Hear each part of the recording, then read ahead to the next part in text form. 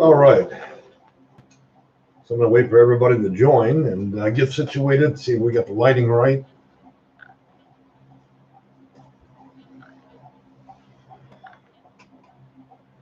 Looks like we got 2 people on, and I think I got a few emails today that a few others are going to be joining. So I'm going to go ahead and start with introductions. Most of you know me as an expert in the area of Section 8 consulting. Been doing it about 18 years.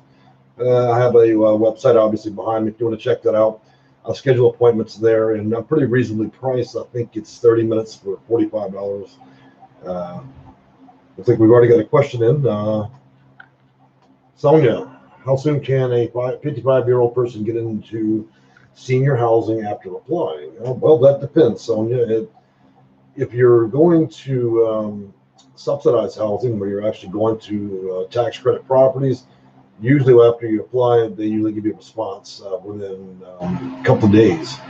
You fill out their normal application, and then the landlord submits that back to the housing authority. And if the housing authority approves of you, then they move forward with letting you go ahead and move in. It's a lot different than when you go to the actual physical housing authority.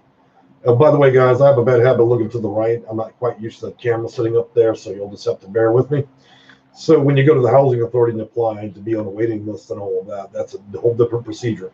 That is the real difference between you going and getting a house of choice voucher when you go to the physical housing authority and get the voucher that way, or you go to subsidized housing, you deal directly with the landlord, which in turn takes the application and shoots it to the housing authority. So one of them is much easier, to be frank with you. You're welcome. So beyond that, well, looks like we only have 2 viewers. I swear I can never pick the right time of day, but that's all right. So we're going to go back over some of the things that I do offer. That way you guys will know. So on the tenant services, I assist people with emergency housing assistance, emergency rental assistance, getting into Section 8 housing, dealing with applications, eligibility, vouchers, waiting lists, portability and process, basically with moving. Landlord and housing discrimination cases, case management research, HOPWA, VAWA, HOPWA, RRH, PSH, homeless housing, senior housing, Ex Felons, 202, Section 811, and to be frank with you, that list goes on for miles. I deal with every known kind. I deal in all 50 states.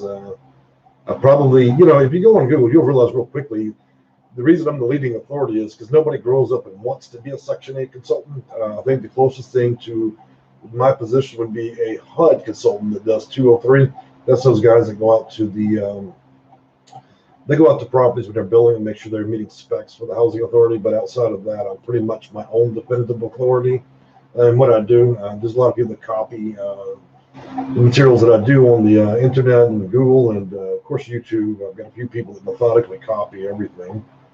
So anyways, beyond that, so Section 8, let's talk about that and what that means. Before 2019 and 2020, things were tough. And now, we've been through a pandemic, and 11 million people lost their homes. A lot of people that had never been low income in their life are now low income. They went from medium class to basically no class, and they're struggling to find housing. So now they've entered the market along with all the other people that have always been trying to get housing, and it's a tough market. Some of my biggest struggles are dealing with New York, the Bronx, Queens, Manhattan, and you got your poor souls out there in Los Angeles and Orange County, man. That's a nightmare. You got 200,000 people looking for housing in California right now, and there's no real answer to that. I'm having to port and move you guys to all kinds of different counties surrounding. And I've been hit by a host of landlords, about 40 in the past 2 weeks, that are building new buildings and wanting to house you guys. One of the things I'm going to tell you is I'm working very hard. I'm working a lot of hours, 80 hours, between calls and landlords and you guys and you two. There's a lot of work going into everything, and I'm trying to make some definitive guides for you to better enable y'all to be able to do this stuff and depend less on me. Because the ultimate goal of all of this is to get you guys to be able to understand how the housing works, and so you can do it for yourself. Some people can't afford consulting. I deal with a lot of homeless people, and often I'll render my services for free. It's never been a money game for me.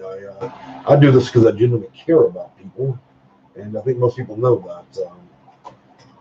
So let's talk about some of the differences in housing. We've talked about that many times, but I think a lot of you guys still really do kind of confuse that. When you got HUD in Washington, D.C., and they have all the federal funds that are issued by the government, and they send that money down the pipeline and it reaches the housing authority. There's a housing authority in every county in the U.S., most anyways, and those housing authorities are not HUD. They're just a housing authority, and they're employed by private individuals or the county itself. Okay, so don't ever call the housing authority HUD.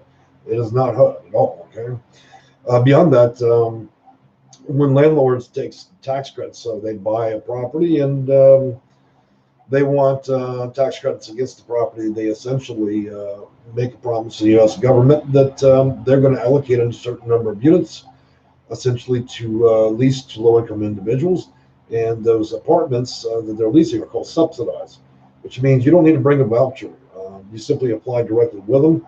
And then if you meet the standard of age, the standard of having maybe a disability, or if you have the right income level, then they allow you to go in there, and that just works out to be what it is.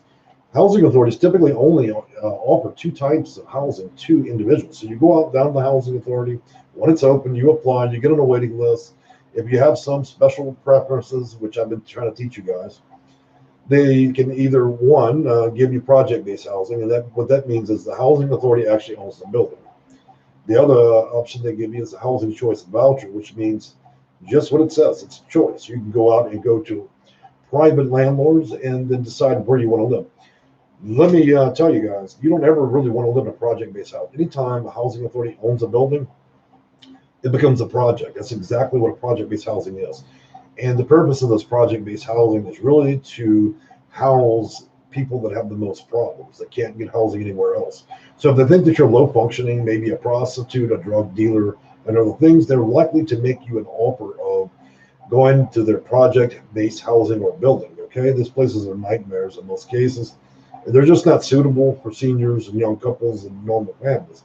However, if you like the climate, the atmosphere, or feeling like you're in a county jail and on a property that's usually pretty dangerous and poorly managed, then by all means, go live in a building that is owned by the housing authority, and you will officially become a member of the project-based housing. Now, the housing choice voucher you can take to anybody. In fact, if you've got relatives that own property or a piece of land, they build a house, you can go and equitably rent from your own relatives if you do it legally and you do it up front. Otherwise, you go find a private landlord to accept your voucher, and you can live wherever, which is a much better option or choice. The third version is subsidized. Now, the housing authority, you don't have to get on a waiting list for that. It has nothing to do with the voucher. The housing authority approves applications for landlords, and like I said, you go to properties that are subsidized, low income, affordable. They have many names for it. They're usually generated by two different websites, Go Section 8 and AffordableHousingOnline.com. Now, when you look at those subsidiaries of the United States government, it means these vendors that are making these websites with searchable properties, these are the only two legitimate ones that I'm aware of.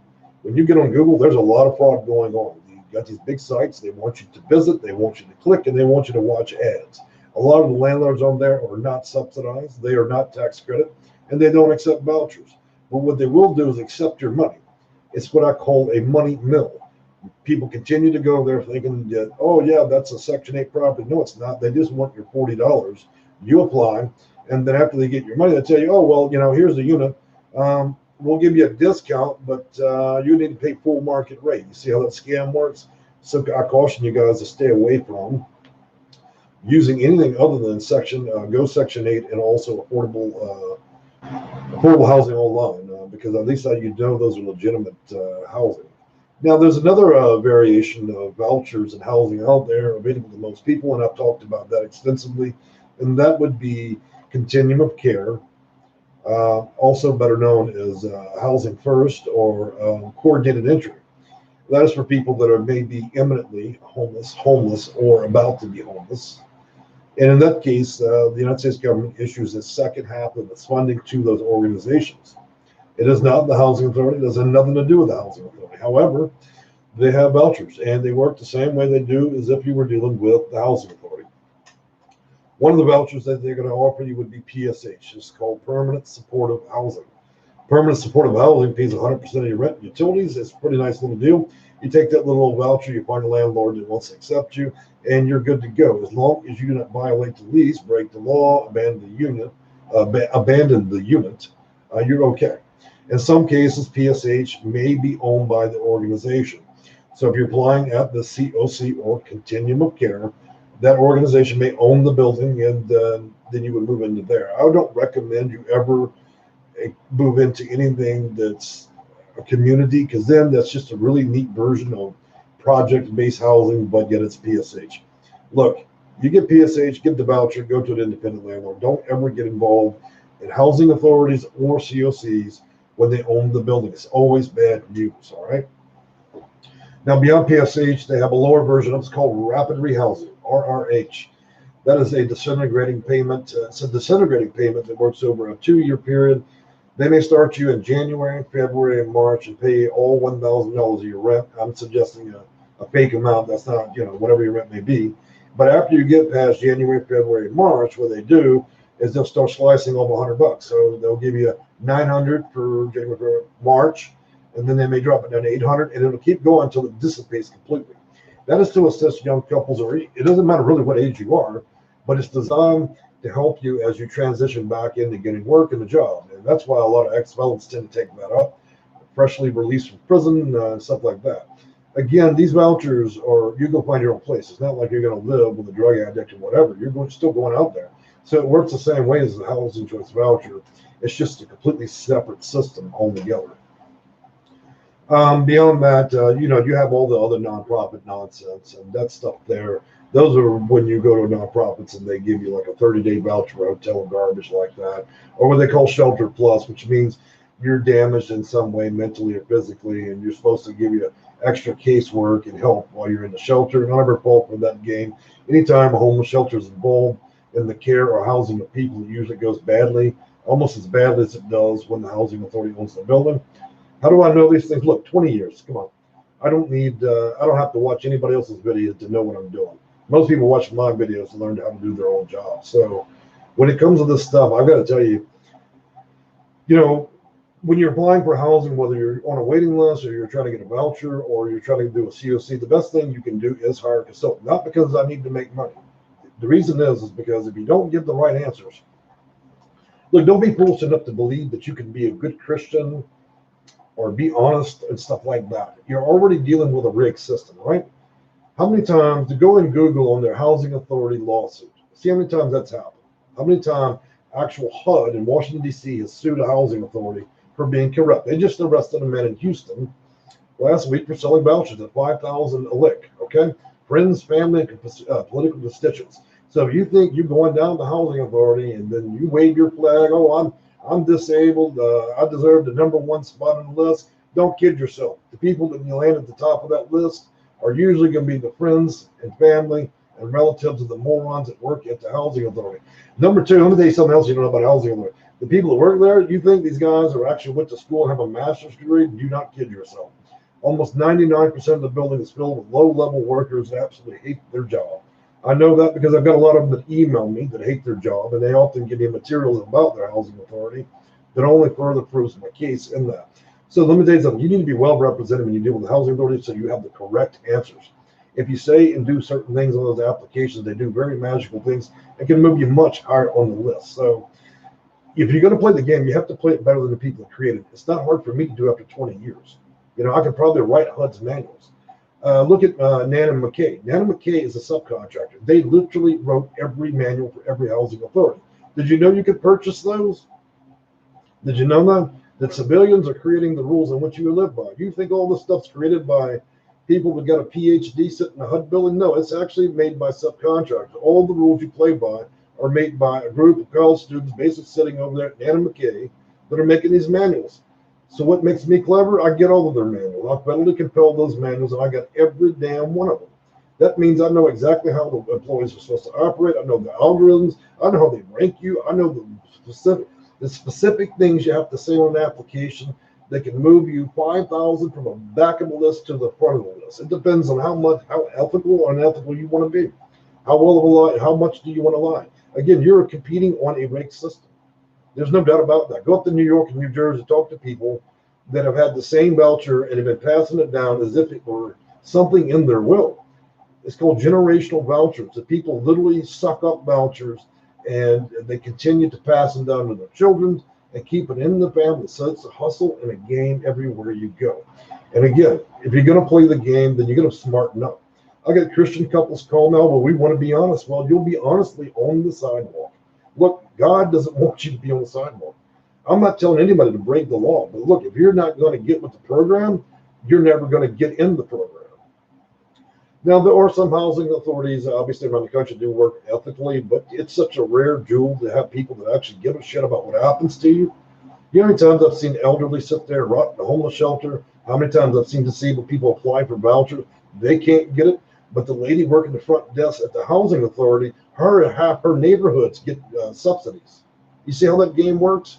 So I'm just telling you guys have really got to connect reality when it comes to dealing with Section 8 and the housing authority getting vouchers. You either have the most intelligent, you have to look at what they're specifically wanting. So let's talk about the special preferences. You guys, a lot of you think when a waiting list is closed, that it's closed. It's not. Most housing authorities allocate roughly 10 to 50% of all their funding in vouchers in a bank account, okay? They don't even spend it. Right now, you guys are out there struggling to get housing vouchers. Most of these housing authorities are hoarding their money for a rainy day. So they don't even want to really spend the money. They'd rather stick you up at a crack motel than give you a voucher right now, because what they're doing is just hoarding money. That is the flat out reality with it. So let me tell you something else that you don't know about this stuff when it comes to housing authorities and how they manage things. Now, again, it's not every housing authority, but one of the things that I'm seeing more commonly is these closed waiting lists. We were talking about that. So they reserve 10 to 15% of these vouchers. So let's talk about Miami. They just reopened that waiting list over there. Well, people were getting vouchers all along on a closed waiting list. How did they do that? So what makes you so clever that you can get on that? It's very simple. There are certain things you can backdoor. In other words, somebody from a county office can make a call down to the housing authority and they will grant a voucher, even on a closed waiting list that's been shut down for 20 years. If you guys don't know what those answers are and what's applicable, then you're going to wait until they reopen it in the next lifetime. That's just how that works out. So, filling out applications is really just putting your name, social security number, and wishing for the best. If you don't have a consultant, then you really don't have a chance in hell. I've got to be frank with you, man. I've seen people sit on the list 20 years. So anyways, let's talk about special preferences and what those really are for them. One, you need to be a senior. 55 and plus will get you some latitude. Being 62 plus will help. Number two, disabilities. The HUD standard for that is a lot different than Social Security Administration, but physical end-stage life issues with disabilities will increase you 20% on a waiting list. Those that experience domestic violence, you must be in a relationship greater than 2 years, and then you must also at the same time currently have been abused, whether it's physically, mentally, implied, or by stalking. If that is a feature within your application, you will gain another 20% of that list. Plus, that DV feature on your application is like jet fuel. It forces them under federal law to consider and also house you twice as quick as anybody else. If you sit in a room with 100 people, I'm sorry, I'm about to choke. If you sit in a room with 100 people that scored off the charts, okay? All these people are all considered at the top of the list. Let me tell you the ones that are going to be able to beat that list. That's going to be your DV people, domestic violence, all right? So if you don't have that feature in your application, you've lost about 30% of your position on that list. Then we're going to talk about a low income. The more broke you are, the better. If you're making less than $12,000, you'll get the highest asset point on that algorithm. In other words, you're making about $12,000 a year or less, they'll be considering you at an 80% below poverty, and that will give you the top criteria. Living in the zip code gives you about a half a point of priority. If you don't live in the actual zip code, you need to change your address in the DMV so you look like you live in there. If you don't look like you live there, you're wrecking your application. As I tell people, they sell postal addresses for $20. You guys are really just messing up with that. Second to that, getting county referrals. Let me tell you something. If you're doing mental health care, you need to go down to the county or the state hospital where they have the free workers and get your referrals there. Don't go private. because people over at MHMRA or health service or mental health services, those guys are already working in the county. They can actually make a direct referral for Section 811 out of their office. If they find your story or situation compelling, they can literally make a phone call. I'm not saying that's what I call a mythical unicorn, but they can make a referral to regular housing authority on a closed or open waiting list, and they can grant you that. If you have special ties in the family with federal agents, not including the FBI, CIA, and so on, those guys can make a direct appeal to housing authorities and get vouchers at any time, even when the bill is broke. You see how that works? Connections. All different kinds of clever ways and connections and convolution. That's what Section 8 is. So it's a tangled web. Let me give you another piece of advice. All this garbage you're reading on Google, I've read these articles. They're an absolute joke. These articles that are written, they're spun, so they're professional writers. I mean, it's a lovely piece they do. It tells you nothing. It's a horrifying joke. So you have one person that writes an article, then another writer comes in, say the New York Times, then they copy that, respin the garbage, and you guys are steadily spending days and weeks reading that garbage, and it leads to nowhere. It looks more like something, a pamphlet you would hand out to a moron.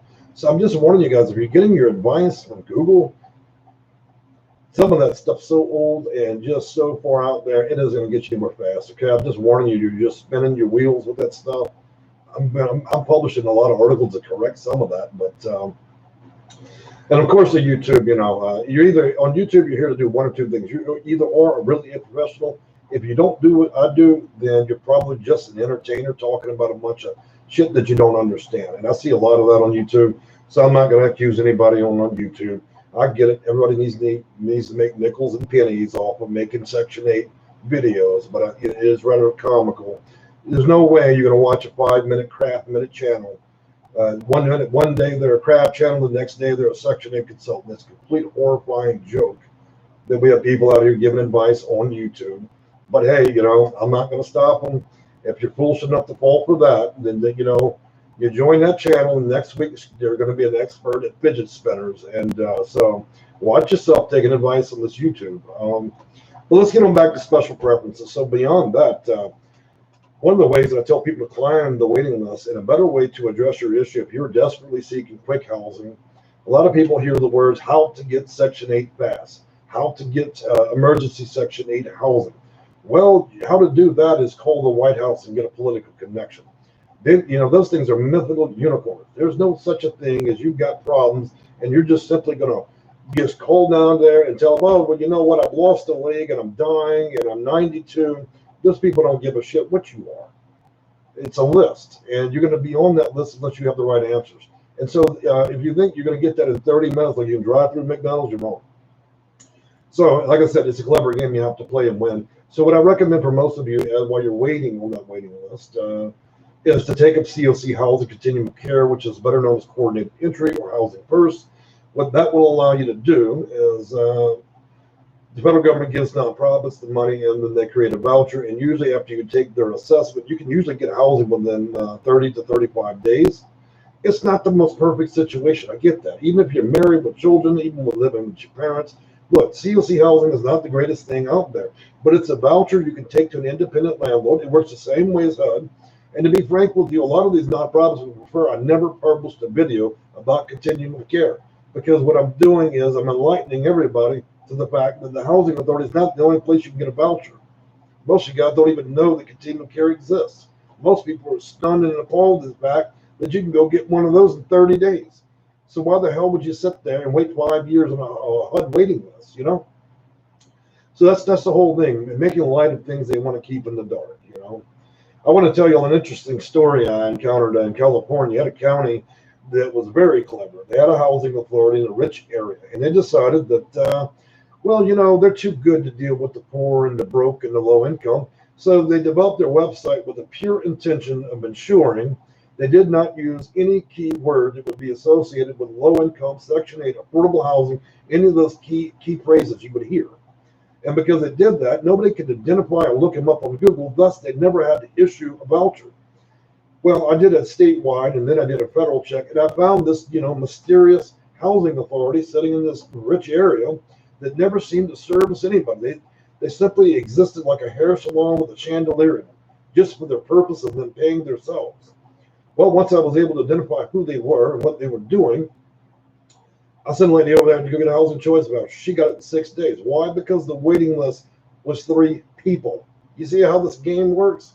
If you don't think this horrifying shit doesn't go on around this country with housing authorities playing these games, it happens all the time. Imagine that. They managed to stay under the radar for 20 years by simply convoluting the website and not putting anything worth low income into that website. Once I was able to identify that, the lady got it within days. And of course, they begrudgingly gave it to her. And of course, they really wanted me to shut the hell up about it. But now that we know they're there, I'm sending as many as I can. I would like to turn the whole county and flip it upside down, because that's just the most disgusting thing that I've ever seen the housing authority do it. And the more I look into other states, I'm starting to see more and more of this clever activity of housing authorities being run and hidden on the internet so they don't have to provide any service for people. Now, beyond that, we're going to move on back to preferences again with the housing authority. A lot of you guys have been struggling in California. Oh, got a question here. Michael Mike, hey man, I'm glad to see you on the channel today. Said you're checking, check my email. Yep. So Michael Mike's going to be providing a little bit of music for our website. We've been working with so desperately lately to get that done. A lot of pages, a lot of work. So thanks, Mike. I'll be looking for that email. Now, I'm going to tell you, President Biden, some of you like him, some of them don't. Doesn't matter. I don't really take a political position with that kind of stuff. What matters to me is whether or not you guys can get housing, if you can get it effectively, quickly, and efficiently. But I think he's going to increase the budget. But I know what everybody's screaming right now. Why do we have trillions of dollars flowing through the economy, but yet we still don't have one extra voucher? Call your local politicians, man. Call the local housing authority and ask them what they're doing with that. When you see Sally Mae in the back, you know what I'm saying? Sally Mae sitting in the back office of the housing authority with a brand new 95-inch screen monitor and a gaming PC with brand new chandeliers and a golden bar in the bathroom. You know what I'm saying? That's where the fuck the money's going. These housing authorities love to play games, and you guys just think no, they couldn't possibly do that. They've got to be answerable to HUD. Well, look, HUD's position is this: there's too many housing authorities, so the only way to make them accountable is they have to wait till they literally do something and blow themselves up and discriminate or something like that, where HUD goes and actually investigates the housing authority. I know that right now about 80 housing authorities are under federal jurisdiction and are currently being sued or going through criminal prosecution for a number of things because of malfeasance and other issues that they've been doing. And God help you souls that live down in the South, because the business is real dirty with that. So I'm not trying to gossip, but you can read articles all day on Google about that stuff. So look, guys, I've been chattering along here for a while. If y'all got questions, that's what this video is about. There is a chat section here to the side. Ask your questions, and I'd be happy to answer any way you want. If you're working for the housing authority in any state, please chime in. I'm happy to go toe-to-toe with you. We can see who's smarter, who's more clever. I got to tell you, I've made friends with a lot of housing authority employees around the country. A lot of them are pretty nice. Some of them are new. Some of them even have dumped part of their caseload on me.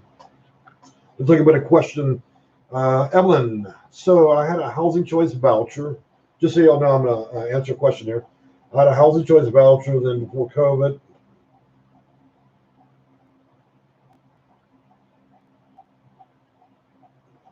You should be filing for an extension for that, okay? So I don't know the point in which you received it, so I don't know the date in which you received it, but they're never going to apprise you of the fact that you can renew those housing choice vouchers usually twice, which gives you about a half a year to look. So if you don't take some corrective action pretty soon, you could end up losing that. And I'll tell you what, Evelyn, go to my website and shoot me an email, and I'll try to help you with that, because I'm not quite understanding the context of the question. So yeah, sorry about that. So, but anyways, going back to what the hell were we talking about? That's the problem. We're talking about vouchers and preferences again. And, of course, I was moaning about all the different housing authorities. So they're going to be issuing, I think, about $500 billion to put in new housing and new vouchers for everybody around the country. And most of you know I made a video. Do you want the second video on YouTube and Google about Biden's going to be doing a universal housing choice voucher. Anybody that meets the low income criteria would be able to apply and receive a housing choice voucher. Now, we already know that before that was going to be coming about, we barely have enough housing as it is. Then we're going to add in all of the new people in. Essentially, if anybody's low income can get it, I think that's great. But however, we don't have enough places. We don't have enough homes and landlords to meet the demand. So I'm wondering how that's going to play out. So if you want to look into that, type in universal housing choice voucher. When that happens, that's going to wreck almost every housing authority in the nation. You know why it's going to wreck them? Because they're going to have to remove all the special preferences, which means everybody's even and everybody's eligible. And the only singular requirement would likely be that you be low income. However, I do think they're going to have to adjust that because I still believe that we need special preferences for people with disabilities and other issues like domestic violence, people that are dying of AIDS, and other issues. Okay, so I have to talk to you about that. Now, I want to talk to you about some special programs a lot of guys I've never even heard of.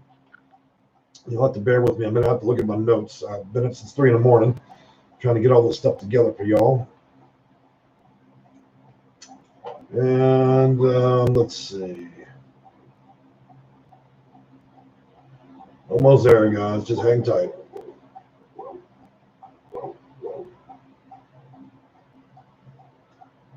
So I'm going to talk to you about VAWA.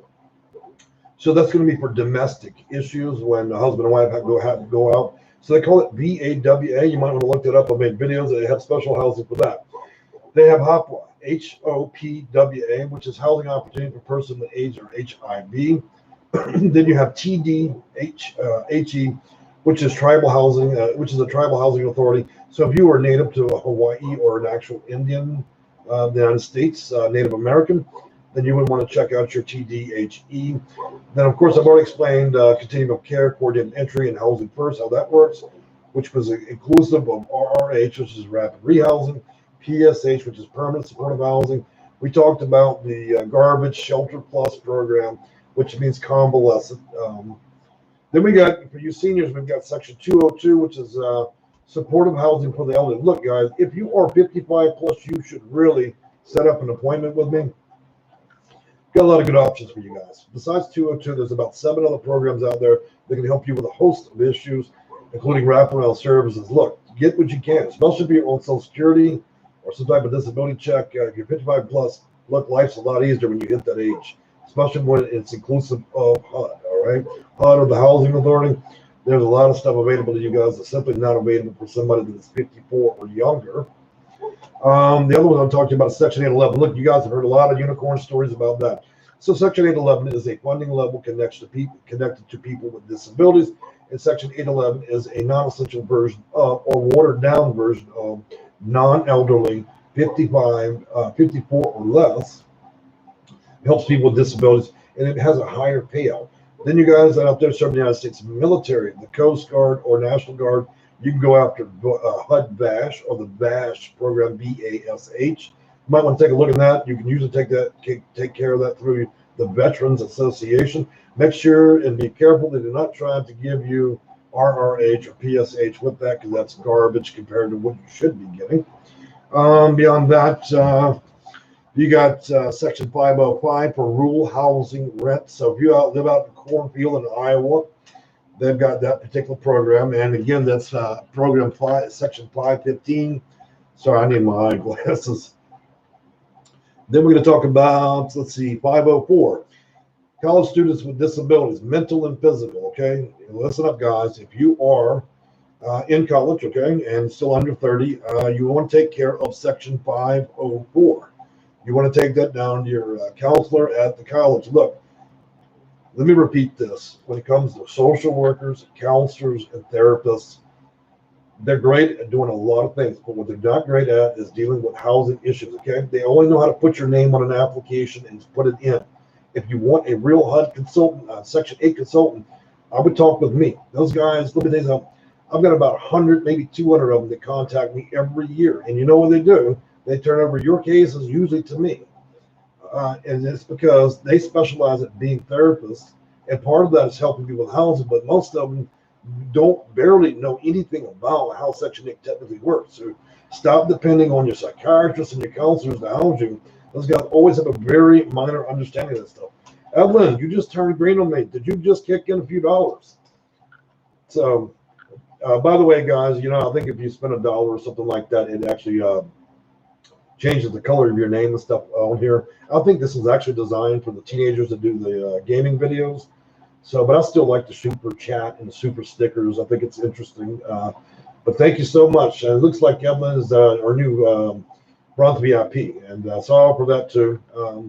Pretty good deal, knowing the owner of Section 8 Consulting. I'm usually pretty helpful. We'd also talk about some different types of vouchers. Again, we all know about Section 8, but we also have family unification vouchers, home ownership vouchers, tenant protection vouchers, and we have witness protection vouchers. And that's not including another 58 different types. They're all issued for a number of different reasons. So depending on your case details, I should be able to talk to you about what we can do for you. The one thing I'm going to explain to you guys, we talk a lot, you guys. You'll email me questions and what can I do if I live in, Chicago? Here's the problem with a lot of these emails you guys send me that I have to respond to. Without talking to you for about 30 minutes and asking you around 100 questions, then teaching you how to say what you need to say and answer the questions correctly on at the housing authority or at a continuum of care, my tips and tricks, you contacting me on the comment section of my videos, is not going to help you. I cannot fix your life with 1 or 2 sentences in the comment section. That's what I'm trying to express to you guys. These are complicated matters. I didn't spend 18 years studying and learning this stuff. And I just cannot solve your problems in the comment section. I was going to warn you guys, if you are in a desperate situation, either start reading and watching videos or hire a consultant, because you don't want to play around with tips and tricks and all that stuff in the comment section. Nobody can possibly fix something that kind of problem that way. So I'm just expressing, you guys got to stop with that. Help is always nice. Yes, well, you know what it is. You know what? Most of you guys don't know this, but out of the 18 years, 14 years, I did it for free. I've got people that have gotten nasty. Well, I'm low income. Why the hell would I ever want to pay $45 lady? Why would I want to spend 14 years, you know what I'm saying? 14 years doing it for free. At what point should I be in servitude to the client? I did it for 14 years because I cared. You see my point? There's a point where I actually have to pay bills. And when I have to pay them, I have to charge. Just like anything, it's my time, my phone, my internet, all the equipment. So of course it's natural that people want to be paid for a half-hour life. There's some people that believe that I should give the phone calls for free all the time, and I would love to spend a half hour of my life that I can't get back just for free. I'm sorry, I'm not a charity, and I'm definitely not a church, but I do love you guys, and I help a lot of you, especially seniors and the homeless. I have a hard time charging you guys because it really makes me not want to sleep at night when I've got a senior that's in destitute, literally staying on a freaking sidewalk. That really, it brings me out. But anyways, going on from that, guys, if you're struggling to get housing, I encourage you to watch a lot of the videos. Some of my older ones are comical, that's before I had gear, but I spoke the truth. I really did. I've spoke the truth to you guys all the time. That's one of the reasons why my channel has been here 6 years, is because people trust the things that I tell them. If I wasn't getting people vouchers in the amount of time I said I was going to get it, if I was out here just collecting money and not doing the job the best way possible, do you think people would make me a district manager of a $20 million building? Do you think 200 landlords with a combined net value of all properties collected around 100 million, you think they would put me in charge of that stuff? See what I'm saying? Do you think 13,000 people in 18 years and 6 years on YouTube, you think if I was out here scamming and just talking bullshit on this YouTube channel, do you think I'd still exist on YouTube 6 years later? No. I very much do what I can. But, there'll always be 5 to 7% of you guys out there that there's nothing I can do. The biggest problem I have is some of my clients have a lot of heavy mental disabilities, and they're hard to deal with. And, I'm not going to give up on them, but those are usually the ones I have the biggest problems with, because they go from angry to sad, harassing, and I have to put up a lot of shit with them. But I still love them, and I still want to help people no matter whether they're mentally deluded or not. Evelyn, what you got for me here? Life is not free, nor is being pointed at the right direction.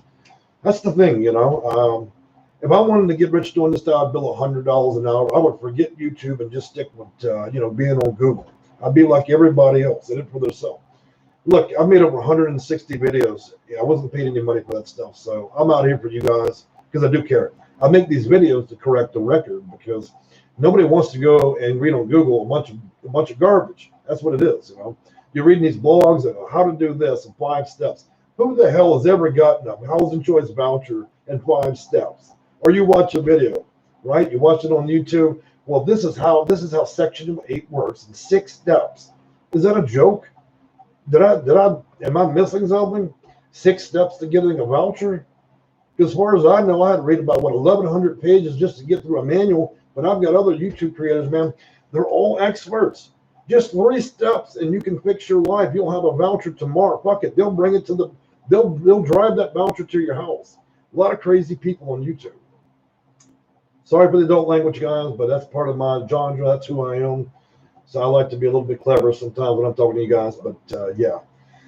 So anyways, yeah, man, if y'all want to check out the website, I got a lot of information there. I'm also creating a blog. I've got about 400 different topics. I'm actually working with a lady that works for the New York Times and another that's working for the LA Times. And they're helping develop articles that are actually written to actually help people. Imagine that one. They're current. They're not talking about a bunch of broad topics. They're actually walking you through step by step what should be done. So I've been dictating that for weeks to them. They've been doing the writing, and soon these things will be there. In other words, I'm helping you guys find a way out of the hole and out of the situation. I've got a lot of mothers, fathers, dads, sons, children's aunts, and uncles calling me that don't have any other choice but then to talk to me because there's nobody else wants this job. Nobody else wants to do this. I had a lady text me earlier today. She goes, well, why haven't you called me? Well, it's very simple, lady. I get 400 emails a day. Nobody grows up and wants to be a Section 8 consultant, trust me. I only do it because I love people. So that's just what it comes down to. But anyways, we're going to move on back and digress. I got a little bit. You know, summer's coming up, guys. It's going to get tough again. If you guys are not applying for COC housing, continuum of care, if you're not applying for your housing choice voucher, then you need to do that. Now, it's like a game of bingo. One thing I'll send my clients doing is, if you live in LA, we're going to hit 9 different counties, 9 different housing authorities, and we're going to get on 9 different waiting lists. Then we get done playing that game of bingo. We're going to go and get on 9 different counties and 9 different COC lists. And the first person says bingo, that's where you move. Look, a lot of you guys are so desperate. You're facing eviction, you're going to get put out. You can no longer afford the financial strain of being in a hotel. Some of you can't deal with the strain of having to live with your parents again. A lot of you just want to get out your mom and dad's house. Some of you being put out. Look, the only way to solve these problems is quit spending 80 hours watching videos. Give me a call, man. I can usually get you through the system in 30 minutes. Sometimes it takes 2 consults. We work it out. If I wasn't working these problems out and I wasn't getting people the housing they need, I wouldn't. If you go to the community page, actually, on my YouTube channel, you press on community page, you'll see nothing but a wall of housing choice vouchers, the real ones, the people's names, the numbers. You can call the housing authority, and you'll see how many people I've helped get those. Many of them thank me. I post the real vouchers. There's a difference between making fake 5-star reviews on Google and then me posting the actual real vouchers where people get them. That's the difference. I prove what I do. I don't just talk bullshit like some of these guys on YouTube and Google. They're just talking. That's all it is. Just talk. They're not doing anything. They're not consulting. I'm not sure what they're doing. But anyways, yeah, it's worth it, and you got to be clever. Now, I'd like to give you a disclaimer about a lot of the information I talk to people about. Look, if you have high morals, high ethics, you're a Christian, you've got to do all this honestly, you're going to honestly be at the back of the list. I told you guys from the day one, this is a game, and the people that created the game, you're either going to play the game or you're going to play it better than the person that created it. Okay, that's all it comes down to. If you don't know the rules, you're not willing to sit there and read 90,000 pages of legislation and operations and data manuals, algorithm manuals, COC manuals, priority policies and procedures like I have, then you really have no clue. You guys are coming and calling, oh, well, I've got a disability, so I'm excited. I'm going to get my voucher next week. No, you're not. You're deluded. Without about another 19 different elements that I would instruct you on, that disability isn't going to get you anywhere on that list. It's just going to get you angry and upset and then make you disappointed. We have to add more elements to it. If you don't have Let's just make this suggestion. If the housing authority says secretly, okay, if they say they've got this, this, and this, we're going to move them to the top of the list. That's what I know. Okay, I know what this, and this is. It's called special preference. If we meet this, and this special preference, then you get up that list. If you don't have the problem that they're suggesting, then we'll fucking invent it. Okay, if you don't have a mental problem, maybe now is the time to go and get one. So I'm not suggesting that you go out and do something unethical, but I think you understand what I'm saying. If you don't have the special things that would make you go up the list, then maybe you need to start working towards getting that problem. Maybe today's that day you need to get that back problem, a foot problem, or brain problem fixed. Because without these special criterias, you don't mean jack on that list and you're going to wait forever. Same thing with COC housing. They run assessments, 16, 20 questions. Some of them are expedites. Look, I can defeat one of those in less than 5 minutes. Okay, it all comes down to points. Points are entered into HIMS system, which is a homeless information management system. That's an algorithm. That algorithm determines whether you go on that list and your priority. You get enough points, you win the prize. Okay, that's what I do. I hope people win the prize. If you got both the questions and the answers, the only possible way you could screw that up is if you showed up home, if you showed up drunk, you showed up high, or you literally passed out and died right there during the assessment, or you have a severe learning disability and you completely harass the worker. There's no way for you to fail that. Look, 16 questions, you think, oh, well, that's got to be simple. No, it's not. A lot of the questions are built to be very clever. The questions that tend to say things that make you ashamed of yourself, there's a lot of methodology that goes into questions in both housing authority applications and methodology that goes into COC assessments. The reason is the question is phrased in such a way that would make you feel ashamed, so you would probably not answer correctly. You see how that works? It plays on you mentally. So you don't want to answer because you're ashamed, right? Well, the question was designed to do specifically that. It gets you to avoid and answer the way they'd like you to answer. Answer in such a way that you'll just never get housing. That is the point. These are not straightforward questions. Some of these questions are laced. Let me give you an example. They ask you about homelessness, you think, okay, well, I'm homeless, I qualify. Would you believe if I told you that 99% of all homeless people can't even get a damn COC voucher? You know why? Because they say that not only do you have to be homeless, you must be homeless a certain number of months, and then you move that criteria to the left. And then now let's talk about there's a second built-in criteria. They found a new way to eliminate everybody. And it's saying that essentially if you've not been chronically homeless, which means during a 3-year period. So here's how convoluted it is. First, they only look at 3 years of your life. Then they require you to be, you have to be so many months. Any less, if you're 1 day short of that particular month, the 12th month, disqualified. Don't have 4 separate incidents of homelessness. And say you only had 3, disqualified. These questions are built like booby traps. It's not a joke, folks. If you don't know what the hell you're doing, let me tell you something. If you're going to get if I get you a housing choice voucher, you get a $20,000 discount for the rest of your life in that apartment, then what the hell does it matter to you whether you're paying me $45? Most of you guys spend more on beer and cigarettes. Okay? Nonsense. Pantyhose. For men, tools. You want to spend more at the damn Starbucks than you would for me to secure you housing. The singular most important thing in your life. I just do find it imaginative that I ever have to argue consulting fees with people when we're talking about you actually not having to spend 20 extra thousand a year, maybe 30, you know? So I never could logic the people that argue the whole consulting fee thing. I could see if I was handing you a course, let's start doing courses. You got lots of YouTube people who like you to watch a video, continue to pay them, just talking about a bunch of nonsense. So, but anyways, let's rotate right on back to where we were with this stuff. Special preferences. You got to get them. If you don't have both the questions, the answers, the manuals, the data manuals, you don't understand how the algorithm works, you don't understand how lotteries work, that's another absolute joke. Did you know that these lotteries they do, like in New York State, you know how those things really work? You think you're all even in the eyes of those people? You're not. It's like a bunch of mini lotteries. They take all the disabled, and that will be one little tiny lottery. They'll move that lottery to the top. Then they'll have a secondary tiny lottery. That'll be all your old people. They'll move it to the top. Then you're going to have everybody else. That's people that are simply low income and feel entitled to be able to get housing. You know where they move that little lottery to? They move that big old little lottery and move right to the bottom list. So each lottery is spinning by itself. So all the old and the disabled at the very top lotteries, they get the housing first. And then you're in that separate lottery. But see, you all think you're all pulled in together. That's a joke. No, you're not. And the more homeless and the more elderly, the more domestic violence victims enter those top lotteries, the more you wait, because they just kick you farther and farther down the list. So what you don't realize, a lot of you guys, not only are you on a waiting list that goes on forever, you're actually being pushed lower and lower and lower every day that a new disabled or senior gets on that list. Your number actually goes down.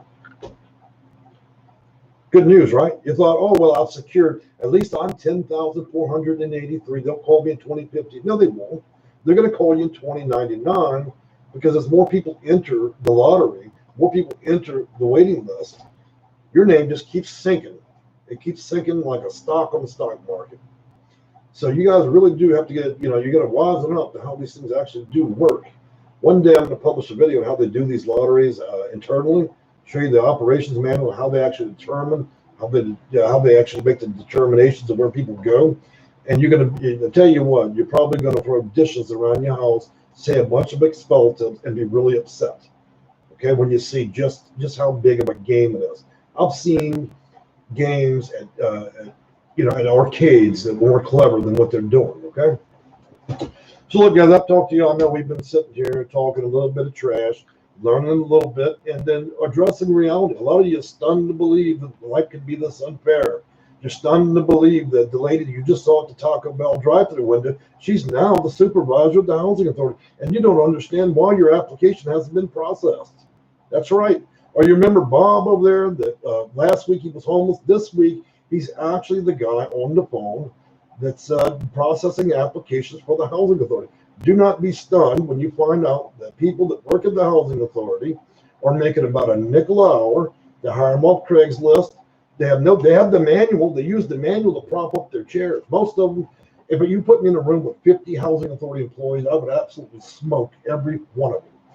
They couldn't even tell you a tenth of one fraction of what I know. They don't even read their own manuals. It's like they're under the belief that they can just process people like cattle, but they don't need to know anything. Don't get me wrong, there are actual intelligent people in the building, like the accountant, whoever's in the back office, stuff like that.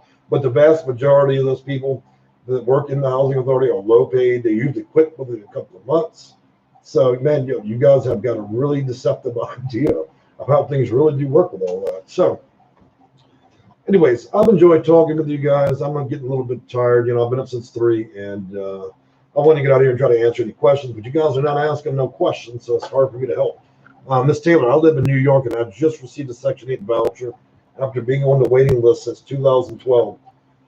Miss Taylor, if I had talked to you in 2013, we probably could have updated your application to include a lot of special preferences, and probably you would have only spent about 4 years on that list.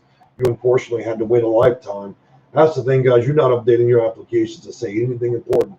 The housing authority, if the algorithm doesn't believe anything has changed to make you more important, then you're never going to be up that list. Every year your life changes. If you don't report that, hey, you know what, last week I got my foot cut off, then you're never going to get any higher up that list. Some poor people on there forever. Look, it's simple. I have a list of things I know that'll push you up that list.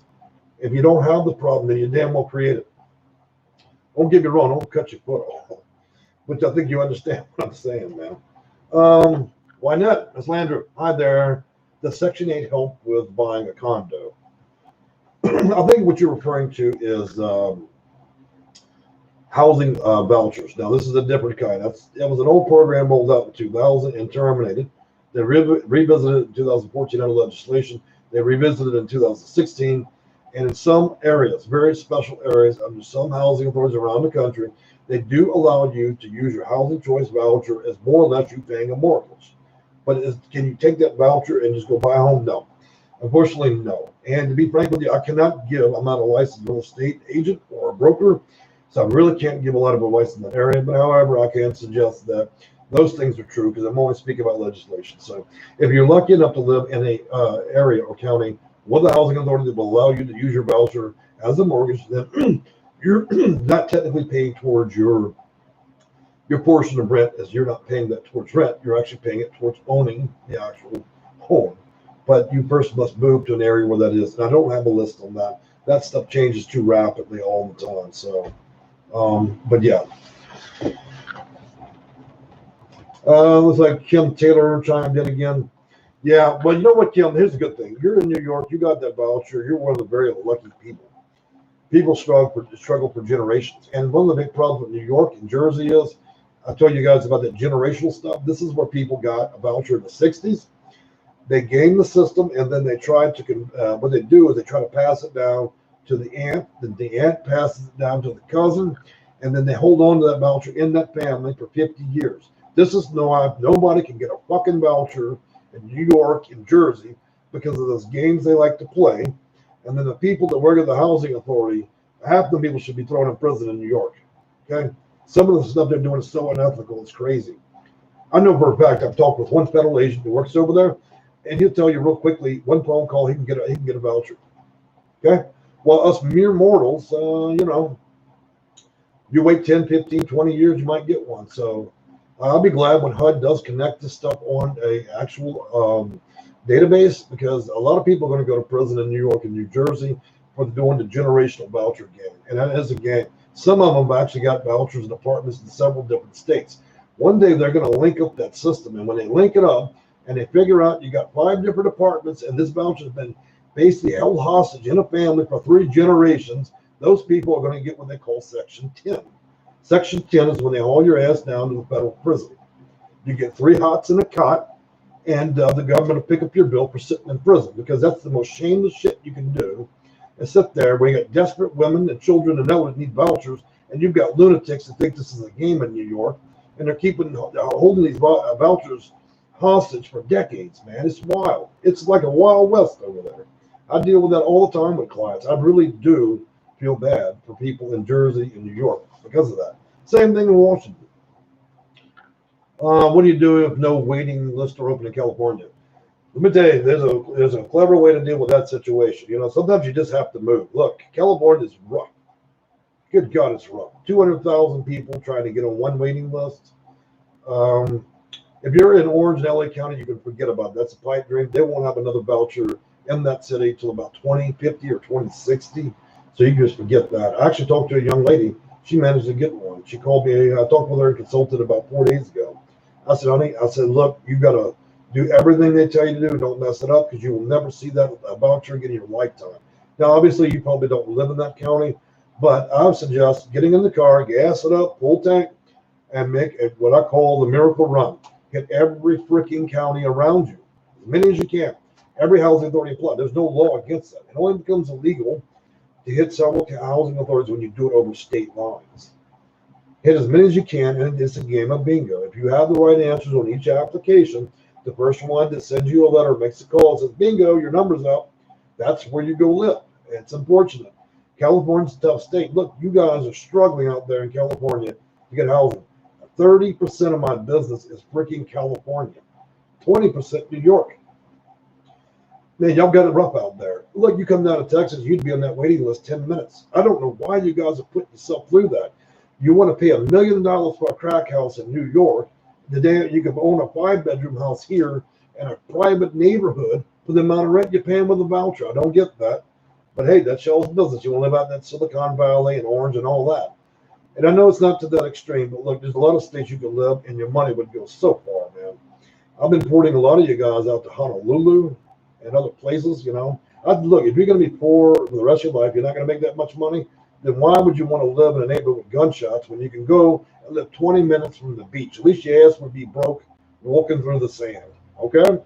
You'd have something to live for. You guys living in New York, you're running a broom closet. You're living in there with the mop and the broom, when you could be living in the mountains. You could be living off by a stream or a river. You could be walking down the beach in Fort Lauderdale, but you seem to enjoy misery. Look, guys, there's better things. Let me port you to a different state. If you don't have a voucher, for God's sake, man, call me, book an appointment. Let's fix your life. You don't have to live like trash.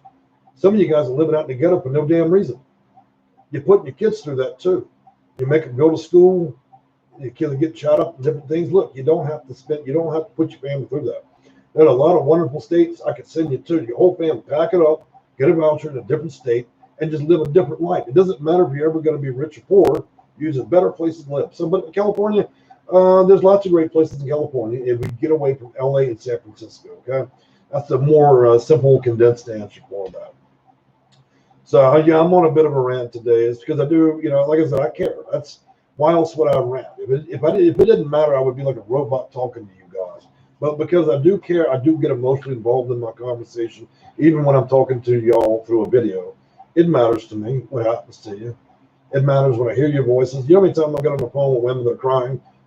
You know how many times that's happened? They fall apart because their life is so devastated by the shit going on, only to find out that they're dealing with a rigged system. You know how many times it's heartbreaking, right? I've had seniors. You sit there and you got somebody 80 years old in tears on the phone. You can imagine. So I deal with lots of tough situations. Some nights are hard to sleep, but the main goal is I'm here because I want to see you guys getting housing. I had a young girl, she's got a newborn, man, sleeping in a car. In the car.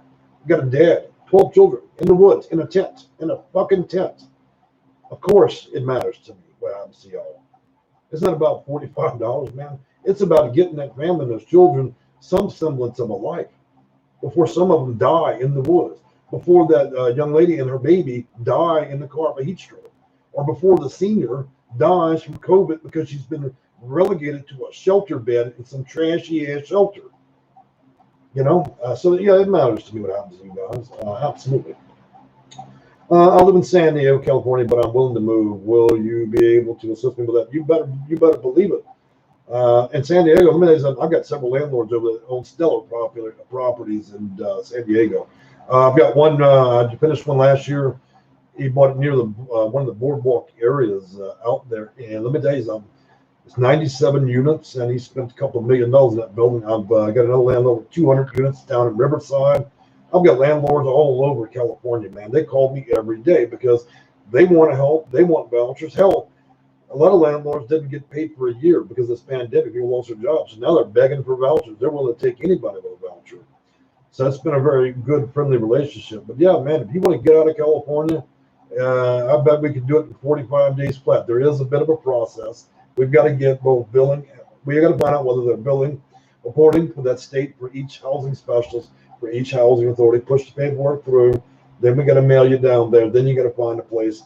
But yeah, it's a process. But I've been over 20 years. I've pretty much perfected it.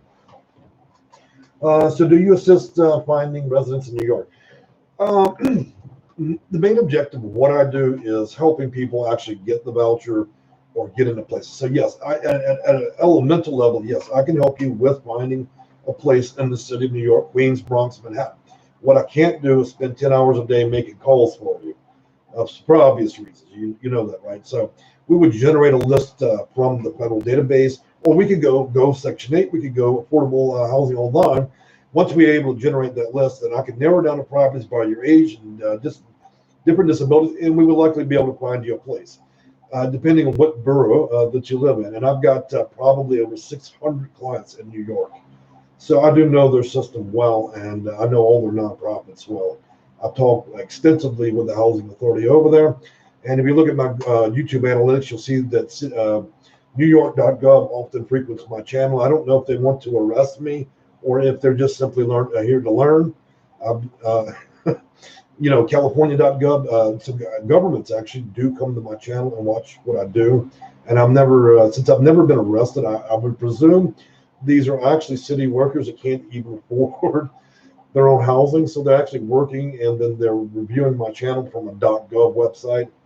But you never know. Maybe the FBI come kick down my door and arrest me for helping 13,000 people get housing. Who knows? We do live in an interesting world. So yeah, man, I've really enjoyed talking to you guys. I think we're about an hour and 16 minutes, and I'm going to save my voice today. I've got several people today that need my help, and I take that responsibility quite carefully. Most of you have known me. You've been watching my videos. You know I love cats. I've got 21 of them. I rescue them. And my old motto is, man, if I care as much, spend $1,000 saving a cat's life, okay? Saving a cat's life. I spent another $500 last week saving another cat. If I'm willing to spend that time and that money on a damn cat, okay? I care that much more about you, about everybody here. It doesn't matter if you're old than me or young. It doesn't matter if you're Asian, white, or black. I care about everybody equally. It matters. It truly, because I see people as humans. I don't see it in the biased way this world tends to do things. I really, really just this is what I love to do. Like if you're a good gardener and you love being a gardener or a chef, that's what you do. I love doing my job, and I'll do it till my voice goes up, and I'll do this until I die. Because when I leave this world, I will leave this world with a clear conscience. I'll know that I've spent my time the best way possible. So look, guys, I really have enjoyed talking to y'all, but I got to rest my vocal cords. And you know what? Why don't we do this again Sunday? Typically, guys, I try to do it around 10 or 11 a.m. Central Time. If I've had enough rest, most of you know I get up at 3 in the morning. And I work till 11 o'clock at night, consulting people. You know, really, emails, hundreds, thousands. So we'll try again maybe Sunday, and I'm going to try to do later in the evening for you guys out there on the East Coast. I realize New York, Jersey, Washington, and all those other places out there on the East Coast, you guys are a little later in the day. So I've enjoyed very much having y'all. And thank you, Sonia, for the rose. Thank you guys for joining me on the channel and hearing me out. I hope that you allow me a chance to change your life. We need that. We've all had the toughest year of our life. Most of you have not lived, some of you not lived long enough, been around long enough to have seen an event like that pandemic, but we lost 1 million people, man, in this country. 1 million souls gone. 11 million people made homeless. This is not a joke. So, yeah, please, it would be a privilege and an honor to help you if you need a home. So, okay, that's it. I'm going to lunch. Thank you again, guys. Goodbye.